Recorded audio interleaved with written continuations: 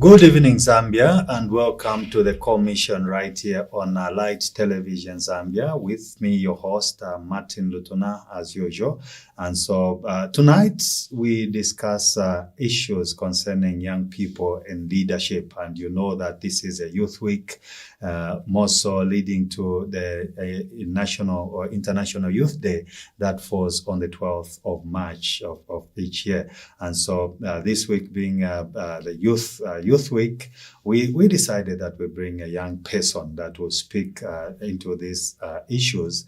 And so the title or the topic of our discussion today is youth leadership in Zambia vis-a-vis Bill 7, which is now actualized as law in Zambia, giving privilege to young people, women and children, young people, women, and the differently abled in the society. And so that speaks to the fact that the next parliament will be all inclusive based on the Bill 7 that passed.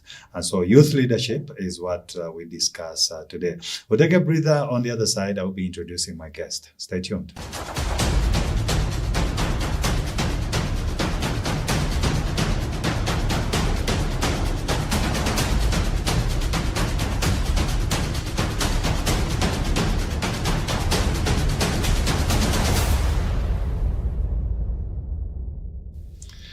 Indeed, you're welcome back to the commission right here on Light TV. Like I said, I'm joined by a vibrant, wonderful young leader who is in our midst, Dr. Lesa. Actually, Dr. Lesa is a global speaker, is also a medical doctor, a communication expert, and management consultant with professional experience across more than 12 countries.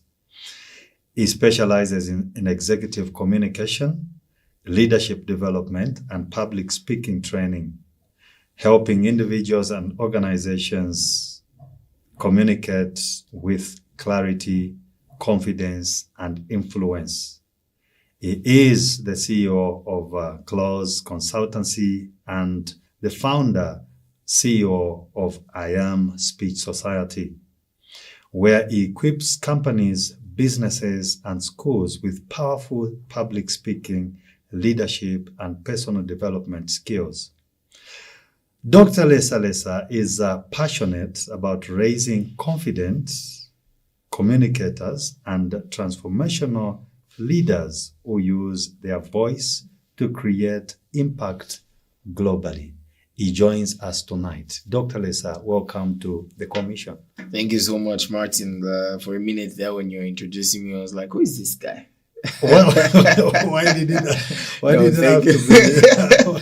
Thank you very much. I'm really glad to be on this show. Wonderful. Yes. I've done your bio, but who is Dr. Lesa? How do you know yourself? Well, not taking anything away from the amazing introduction. Lesa is a young person that's zealous to transform and make change across global stations and impacts of reflection. Lesa is a person that is centers on not only seeing young people make it and thrive in life, but also seeing economies and pillars of national identity being actualized. Lesa is a person that believes that he can make impact both on stage and make impact both in the walls of the hospital. So I'm not a complex young person, but I'm also zealous for God. Allow me to make mention unapologetically actually. And a politician. Not quite. I love to say I'm a transformational leader. That is not afraid to enter into politics. If that answers your question. I see. I'm a person that is zealous of leadership as well, and also transforming paradigm shifts in certain institutions of life. Yes. So how did this start? There's a lot that you do at different spheres of life, and how did this just come about? This came about due to conviction centered on not being the same in every loop and sense. For a very long time, we were watching trances. and from the backfields to understand that we can just watch. So there are two types of people, Martin. There are people that watch the game from the trenches. There are people that decide to learn the skill of football and try to play the game, to score the goal. Because each and every time you go to the football match, you'll be like, I wish they scored. I wish they scored. But there are people that go to train, even if it's for fun, and score a goal and feel the adrenaline rush that comes with scoring a goal. So I decided not to sit back as a young person, a very young age, borrowing concepts from the Bible. We see Daniel at the age of 19 being prime minister in 5 different governments. These are 5 different regimes. In the concept of Zambia, we are talking, he was prime minister in the PF, he was prime minister in the MMD, he was prime minister in UNIP, he was prime minister in UPND. One person, prime minister in 4 different governments, meaning he was conceptual enough and also a leader, a thought leader, but he was only initiated at 19 years old. Do you see young people getting that initiative, taking that initiative to get involved, or they are watching from the terraces? No. Young people are already on the ground. Young people have always been ready to actually. But there's this stereotype, Martin. Young people are lazy. Young people can't complete anything. Young people misappropriate funds. Who says that? People. Which people? People that stationed in leadership, because I cannot also blame them, because reputation in itself, history has got a way of repeating itself, and it has been seen like that. Young people are put in stages of conversation and they misappropriate funds. So look at the community constituency development fund that young people are given. Is it the young people that are misapplying, or it's these leaders, the big ones? No. Young people that are not equipped. A young person that's not equipped with a certain mindset or misappropriate funds, and this is what we're doing. So, Dr. Lesa, when you say that, are you then telling us that the passing of Bill 7, which is now law, that which allows now the young people to get into these influential positions in the next parliament, and then you raise that fact to say young people are apt to misapply funds. Are you telling us then that if we put them in these leadership positions, that the president is going to appoint them, and they are nominated to parliament, and so given that money, then what are you telling us? We get afraid that they'll misapply the funds, isn't it? There was a boy in a village who was chewing groundnuts one day. He was eating a lot of groundnuts, sir. He was eating these groundnuts. So he just chewed one rotten groundnuts and he spit everything out. Then the father called him and counseled him to say, this should not make you stop eating groundnuts. So the boy got back the groundnuts and started peeling. The art of peeling was putting in the work. Young people have made mistakes on the center of government. Young people have made mistakes on the center of leadership. But there are some young people that are tenacious enough. Young people that are ready to lead. Young people that have always been ready to lead. Doesn't mean if one fruit is bad, the entire tree is bad. A tree can have a rotten fruit. A tree is not deemed to be bad. How do you interpret the young people are the futures of, Bemba say mitikula empanga. So you are saying they are already on the ground. Are you saying young people are already leaders instead of the future? Martin, imiti kale shakula. Impanga ni tulemona. Okay. In layman's language and sense, is saying that young people have been already on the ground. Young people are ready to lead. It's just a platform, and Bill 7 actualizes that platform of young people to lead. Now, young people like Lesa, I don't know if you've heard about that guy, quite tenacious in the space. Young people like Ruth Kangwa. I could mention other young people doing excellent things in the space. They've been ready. And platforms... But those are few, isn't it? Not many. Those are few young people that need to make change, and changes now. From Ian's inceptions of time, allow me to take you back to history class. 1964, a young person, kids, a knowledge of trying to transform government, and this is patriotism and incense has been recorded. This young person is called Kenneth Kaunda, and stands up and say, we're going to revolutionize the entire system of Northern Rhodesia. Then these young people come together with their sense of responsibility, the Simon Mwasaka purpose, and they say, we'll bleed and bleed for this country. Not every young person took this step. It had to do with an education. Keke was, the father was a teacher, so he was exposed to an education. Is it true that young people that are educated are influential enough than those that are not educated? There's a difference between being educated and being schooled. Okay. Most young people are schooled, they're not educated. A school is a facility that instills discipline. Education is what you get in school to apply the discipline. So there's a reason why some young people are just only schooled and not educated. KK was a person that was schooled and educated. So school eliminates doubt. You need to have both. Right now, if I say I'm Dr. Lesa, people now incite the school, but when they hear me speak, they say, okay, this young person has got sense. He's applying something. So a young person that applies these two things is then there's a reason why the president says school or education is an equalizer, because he's saying you apply it. Education is not only in schools. Recently at the Indaba, he should interest you to know, he mentioned something. How was that? Yes. He mentioned something to say he started business when he was only 27 years old.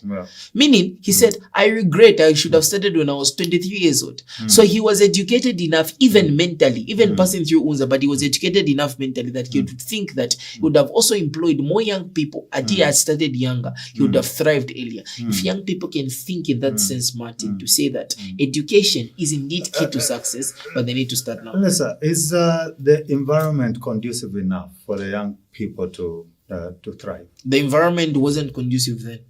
Okay. It wasn't conducive then. Okay. I'll tell you this. How is it now? Okay. So firstly, young people were now called into tables of discussions then by only last stage informative. You're asking what I mean. Let me explain. Firstly, when we talk about a policy being enacted, a policy is something that's just 5 years of time or more than 10 years and is creating an enabling environment for the people to thrive, speaking to one goal.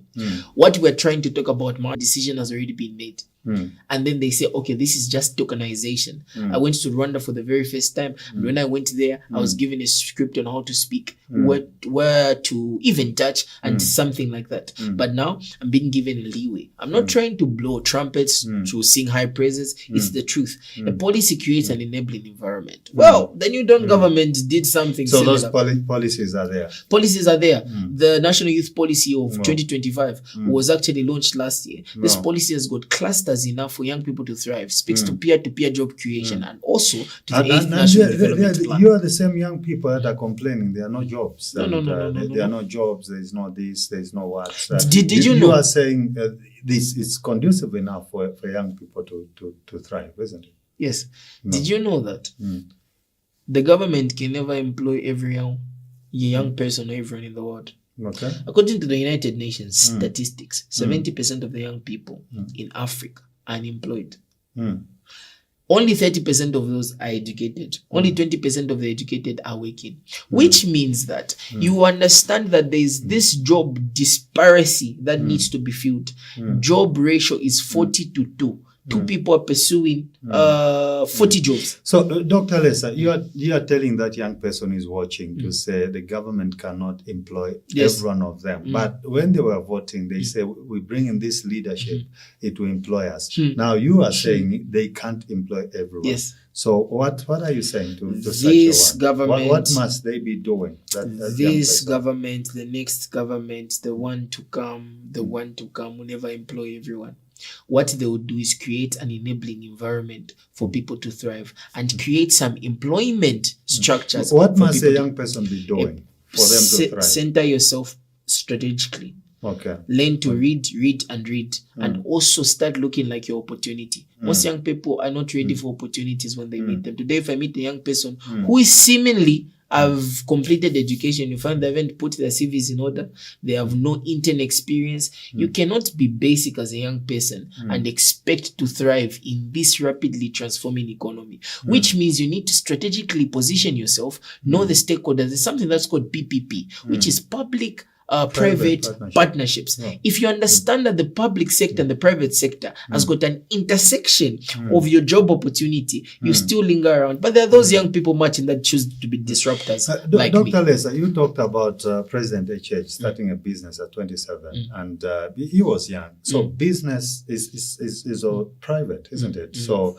yes, you've said the government cannot employ everyone, and yet the private, you're talking about businesses and whatnot. So why is it that many a young person don't want to do things for themselves? They would rather do for us. Why is that? So first of all, the president mentioned something that was very cardinal. The president said, I started business at 27. This is the point I was trying to drive back. Yeah. Listen, there are the young people that wait for jobs, but the young people that stand up and create jobs and add back to the national GDP by creating something that is known peer-to-peer job creation. Yeah. Now, these young people choose to stand out from the rest and, of course, own jobs, own markets that add back to the national GDP or even everything that speaks to national development and patriotism. President H discovered this quite early and he said, okay, now this is what we're going to start doing. We will start a business and we employ other young people. The young people like that, they're called disruptors in the space. These young people will wake up and say, we are going to do something that does not only benefit myself, but benefits the country, benefits other young people. The young people that are doing this right now. So the government is creating an enabling environment for young people like that to come and thrive. Are young people in Zambia lazy? Young people in Zambia are not lazy. They're But not lazy. yes, but there is a mindset transformation that needs to be done, and I'll be blunt as possible.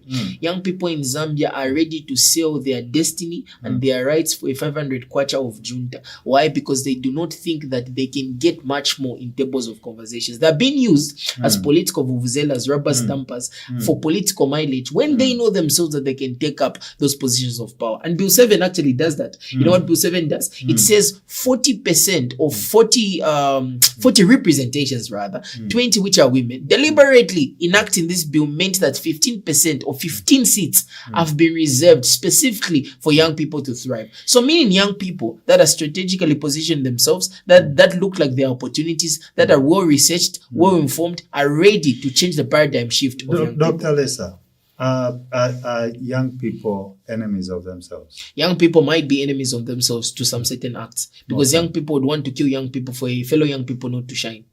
Listen to me. I always say this, Martin, to say if these lights were lit and every light is lit and we just choose to turn on one light today, you know what happens? The room won't be as bright as it is right now. A young person would want to shine as a light. You would see even with the 15 seats that are represented. Loyalty will come in. I've been in the party this time, but merit should also come in first. If this light is lit today, Martin, it's lit like this. The room won't be lit, but the light will be lit. Young people want to be lit alone. But if this light is lit, this light is... Have you seen how bright this room is? Yeah. Young people need to understand that the room can be big enough for everyone to shine. It only makes the room bigger. What will it take for them to get to that It mindset? takes mindset transformation and leaders like you and me, Martin, to be on ground, and platforms like this, a show like this one, young people like these watching right now, to take a step and come out of their comfort zone and say enough is enough. Breaking out of the show. It only takes a decision. The difference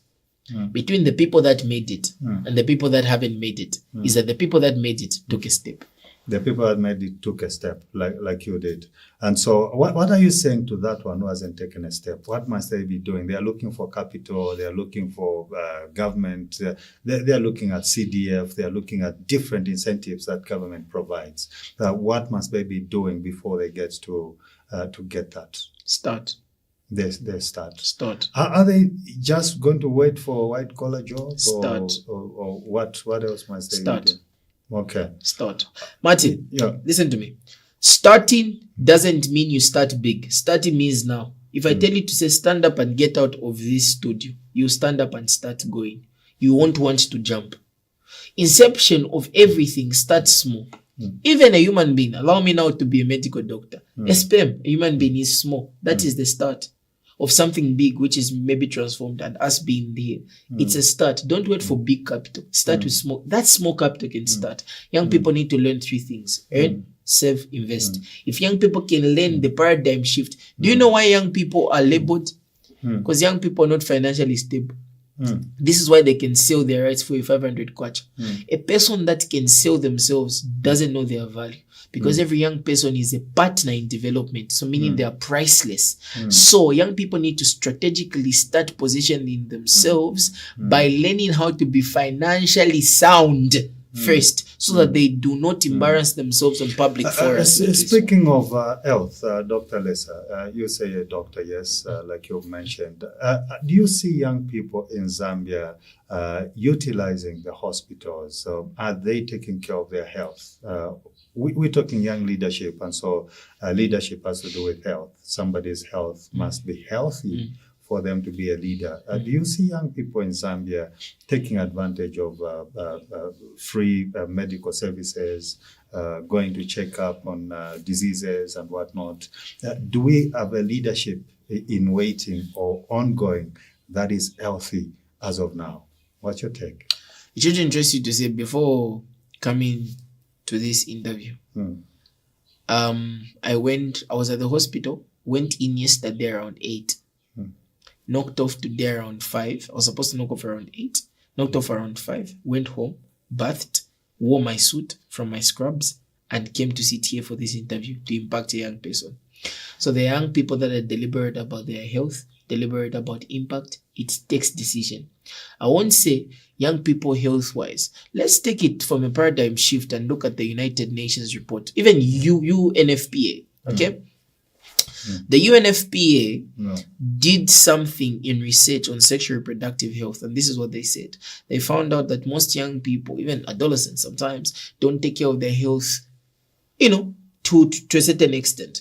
Hence, they introduced some schemes and, of course, programs that tried to mitigate that, and it is working to some certain extent. But as much as the UN can do that, a young person needs then to decide to know about your health first, because you said being healthy is what? Healthy. To a certain point, you cannot function with a deteriorating health. So some young people need to start taking care of themselves. This is why even the president is so mandated enough to say these young people, they now call it selling. Young people are now selling their bodies. Now, it is funny being a Christian to say you can sell a temple of God for 2,000 kwacha as a young person, meaning you haven't yet transformed your mind. The president was also talking about young people that are going out with sugar daddies. That wasn't just mere talk, exciting talk. It has consequences. If a young person can't stay healthy, a young person can't lead. So my call to young people right now is that take care of your health, because the future is awaiting for you to manifest. A young person that is sick out there, they are ashamed, they are afraid of stigma and whatnot, and yet there are available resources that they must use to get better. They are afraid to go to the hospital. How do you as a doctor, what would be your word to them that they take care of that? Are they HIV infected? Do they have an STI that is they're ashamed of? Or maybe they're exposed right now, they're sick, and they want to be a leader tomorrow. Yeah.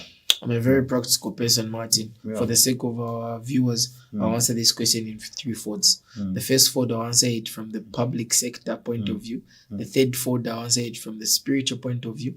And the third fold, I'll answer it from a logical point of view. Let's talk. From the public point of view, according to the Ministry of Education, stigma right now, levels are reducing. Why? Because even the professions that are at the hospital, even the ART facilities for these people that are going to get these drugs, confidentiality is built and proper counseling has been initiated. Courtesy to the ministry, proper counseling. There's been talks to say somebody go to the hospital. Right? You professionals are on the ground right now, and confidentiality is ascertained. That's one. Even when we are screening patients, even when we are counseling them, confidentiality is the P1 mandate that is given to patient. That's number one. Number two, all these mitigation factors and also symposiums, public lectures, even conversations like this one, have been educating people to say. And the Ministry of Education has also been doing that. And platforms like Light TV right now, you're actually doing that. We're sensitizing people that stigma right now is not the way to go. It's okay not to be okay. It's okay you are in that position. Now, that was on the public point of view. Martin, let me bring you down to the spiritual point of view. You need to understand, as a man thinketh in his heart, so is he. So there's a way where you think in your heart so that you become. There's a way where you accept and say, yes, this is my status. Yes, I made a mistake. Yes, I was raped. Yes, I was touched inappropriately. Yes. Okay, I've got this right now. There's a way you start working on it, because only your actions, remember, the past can teach you. The present is what you actually do with it. The future, you can create it. On a logical point of view, you need to understand as a young person that some decisions also have implications. I always say this, and I'll say this again. As a young person, do not make permanent decisions in a temporal moment. Instant gratification has killed so many young people. Right now, think of your future and think of the people that you're going to impact. It's unfair for you to do that to yourself, because your future self is crying of who you can become. Dr. Lisa, there's been cries in the recent past where the women out there are saying male birth attendants should not attend to women, and it's like the female birth attendants were just employed to teach how to mourn or something. So what is your take as a young doctor and speaking for the young people out there, a young person, a young couple, and then the wife is being attended to by a male birth attendant? What is your take? Let me tell you a story. I'm rotating my 5th year Obs and Guy. No. This is in layman's language, people that are pregnant and women complications. Right. Okay, so I'm rotating that year. I witness something. Some older woman, pregnant, doesn't want me to examine her because I'm a guy and I'm young. No. So what you're saying right now is stereotypical knowledge. These are stereotypes. It doesn't work like that. In fact, it doesn't matter whether gender, male, female nurse attending to you. It doesn't matter. Male, female doctor attending to you. These people are trained professionals. These people took an oath to start working. These people have something that they say. The first thing is do no harm. These people are well oriented to take care of you. These people do not discuss anything they see outside the hospital. These people have got lives like you. How unfair is it? Just say,